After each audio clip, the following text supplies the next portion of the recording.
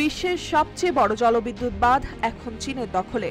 নাম মধু hydro power station. চীনের ভাষায় একে বলা হচ্ছে শতাব্দীর প্রকল্প। তিব্বতের অরুণাচল সীমান্ত ঘেঁষা এই মেগা বাঁধটি শুধু প্রযুক্তিগত সাফল্য নয়, চীনের আঞ্চলিক কর্তৃত্বের প্রতীক। তবে এতটুকু তথ্যের গল্পেই শেষ নয়, বরং এখান থেকে শুরু এক ভূরাজনৈতিক উত্তেজনা। ভারতের দৃষ্টিতে মধু হাইড্রো পাওয়ার স্টেশন কেবল একটি বাঁধ নয়, বরং এক ভয়ঙ্কর জলবোমা। কারণ এই বাঁধ যেভাবে ব্রহ্মপুত্র নদের গতিপথ ও প্রবাহে প্রভাব ফেলতে পারে, তাতে ভারতের উত্তর পূর্বাঞ্চলে দেখা দিতে পারে মারাত্মক জলসংকট ও পরিবেশ বিপর্যয়ের আশঙ্কা। একে কেন্দ্র করে আবারও নতুন করে মুখোমুখি হচ্ছে এশিয়ার দুই পরাশক্তি চীন ও ভারত।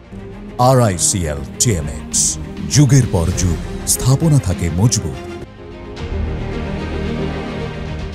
সংবাদ মাধ্যম সাউথ চায়না মর্নিং পোস্টের বরাতে জানা যায়, তিব্বতের প্রত্যন্ত অঞ্চলে শুরু হয়েছে বিশ্বের সবচেয়ে বড় হাইড্রো ড্যামের নির্মাণ, যেখানে প্রায় 50 কিলোমিটারের মধ্যে নদী পড়ে 2000 মিটার। এই প্রবল জলধারার ওপর বসানো হচ্ছে 5টি বিশাল বিদ্যুৎ কেন্দ্র।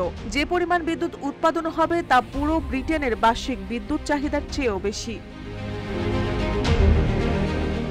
চীনের প্রধানমন্ত্রীর ঘোষণা অনুযায়ী প্রায় 1.2 ট্রিলিয়ন ইউয়ান অর্থাৎ 167 বিলিয়ন মার্কিন ডলার খরচ হবে এই বাঁধে, যা থ্রি গর্জেস ড্যামের খরচেরও 5 গুণ।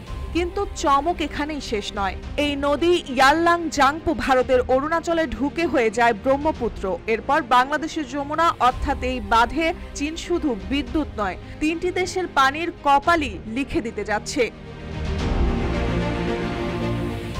ভারতের ভয়, চীন এই সুপার ড্যামকে অস্ত্র হিসেবে ব্যবহার করতে পারে।